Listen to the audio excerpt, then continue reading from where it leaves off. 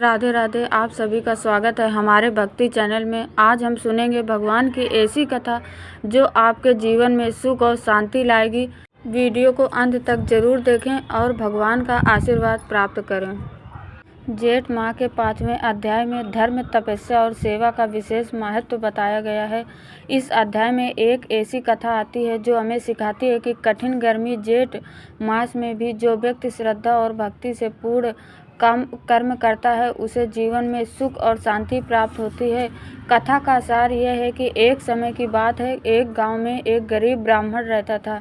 जेठ महीने की भीषण गर्मी में भी वह प्रतिदिन नदी जाकर स्नान करता, भगवान की पूजा करता और प्यासे लोगों को पानी पिलाता था। उसके पास धन नहीं था, लेकिन उसका मन बहुत दयालु और धर्मपरायण था।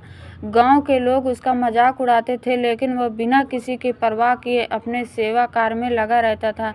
एक दिन भगवान उसकी परीक्षा लेने के लिए एक वृद्ध साधु के रूप में उसके द्वार पर आए। साधु ने पानी और भोजन मांगा। ब्राह्मण ने बिना देर किए अपनी पूरी सामर्थ्य से उनकी सेवा की। उसने अपने हिस्से का भोजन भी साधु को दे दिया और स्वयं भूखा रह गया। साधु प्रसन्न होकर अपने वास्तविक दिव्य रूप में प्रकट हुए और ब्राह्मण को आशीर्वाद दिया कि उसके घर में कभी अन्न और जल की कमी नहीं होगी, उसके सभी दुख दूर होंगे और अंत में उसे मोक्ष की प्राप्ति होगी। इस कथा से हमें यह शिक्षा मिलती है कि जेठ मास में जल दान और सेवा का विशेष महत्व है।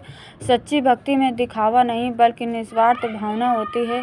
भगवान हमेशा अपने भक्तों को परीक्षा लेते हैं और सच्चे भक्त को फल अवश्य देते हैं। इस कथा से निष्कर्ष यह निकलता है कि यदि अध्याय में हमें यह सिखाया गया है कि चाहे परिस्थितियां कितनी भी कठिन क्यों न हो, हमें धर्म और सेवा के मार्ग पर अडिग रहना चाहिए।